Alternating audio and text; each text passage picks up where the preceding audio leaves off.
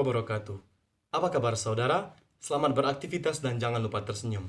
Serangkaian berita menarik telah kami siapkan untuk Anda bersama saya, Wildan Arfiga, Prodi Ilmu Pemerintahan, Fakultas Ilmu Sosial dan Politik, Universitas Syah Kuala.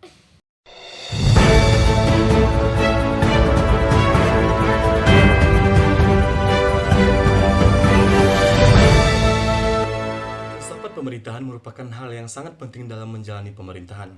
Filsafat juga mengajarkan kita untuk berpikir secara sistematis dan juga teratur. Filsafat juga dapat meningkatkan kinerja pemerintahan pada saat sekarang ini. Ada beberapa cabang filsafat, salah satunya etika pemerintahan.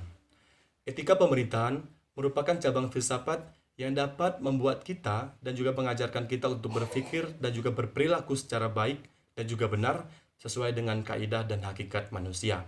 Tetapi di balik semua itu, masih ada beberapa oknum pejabat yang tidak mematuhi dan juga tidak menerapkan filsafat dalam pemerintahan. Salah satunya, Menteri Sosial yang melakukan korupsi bantuan sosial COVID-19. KPK menetapkan Menteri Sosial bersama 5 orang lainnya sebagai tersangka korupsi bantuan sosial COVID-19. 3 dari 5 orang yang ditetapkan KPK sebagai tersangka kasus korupsi bantuan sosial COVID-19 dihadirkan oleh KPK selama konferensi pers rangkaian operasi tangkap tangan yang telah digelar KPK sejak 5 Desember lalu. KPK juga menghadirkan barang bukti yang berhasil diamankan berupa uang tunai sebesar 14,5 miliar rupiah dalam berbagai mata uang. 2 orang tersangka lainnya yaitu Juliari Batubara dan seorang pejabat pembuat komitmen Kementerian Sosial RI berinisial AW tidak tampak selama acara berlangsung. Dan sekitar pukul 2:50 waktu Indonesia Barat pada Minggu dini hari, lobi gedung KPK di Jalan Akhir Rasuna Said ini dihebohkan dengan kehadiran Menteri Sosial Juliari Batubara. Juliari tampak berjalan santai dengan pengawalan beberapa petugas KPK dan beberapa orang polisi. Juliari sempat melambaikan tangan kepada para wartawan yang berusaha mendapatkan informasi darinya. Juliari tidak memberi komentar apapun mengenai kasus yang menjerat dirinya dan beberapa pejabat dari kementerian yang dipimpinnya. Hasil pemeriksaan saksi dan bukti yang dikumpulkan oleh KPK, maka KPK menetapkan 5 orang tersangka. Yang pertama sebagai pemberi yaitu, sebagai penerima yaitu saudara JPB, 2 saudara MJS, dan 3 adalah saudara AW. Sementara sebagai pemberi adalah AIM dan HS.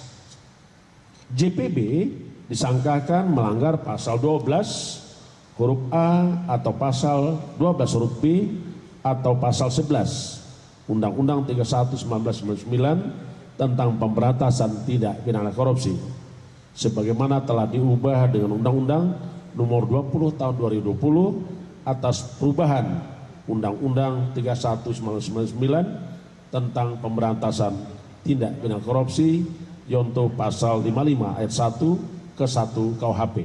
Etika pemerintahan selanjutnya yang belum dijalankan oleh para pegawai negeri sipil yang ada di pemerintahan, yaitu masih adanya para pegawai negeri sipil yang masih terlambat dalam masuk kerja. Seperti di Tasikmalaya, para sejumlah pegawai yang ada di Tasikmalaya, Jawa Barat terlambat apel. Selain kabur, ada sebagian berlarian masuk barisan saat apel sedang berlangsung. Seperti inilah ulah sebagian oknum pegawai negeri sipil di lingkungan Pemkab Tasikmalaya, Jawa Barat pada hari pertama kerja usai libur Lebaran. Sebagian pegawai negeri sipil yang terlambat apel memilih kabur menggunakan sepeda motor, sementara sebagian lagi berlarian masuk barisan saat apel berlangsung. Bupati Tasikmalaya Uhuruzal Nululum akan menindak tegas pegawai negeri sipil yang mangkir kerja di hari pertama ini dengan memberikan teguran dan juga pemotongan uang tambahan penghasilan pegawai. Sedikit yang terlambat mau apel tadi masih ada ya Pak? Oh masih ada, dan itu otomatis tidak bisa ikut menandatangan dan otomatis TPP-nya kami potong 1%. Jadi yang telat hari ini dipotong TPP-nya 1%. Itu saja yang dapat saya sampaikan. Mohon maaf atas kesalahan dan kekurangan. Saya Wildan Arfiga, mohon undur diri. Hadanallahu wa yakum ajmain. Assalamualaikum warahmatullahi wabarakatuh.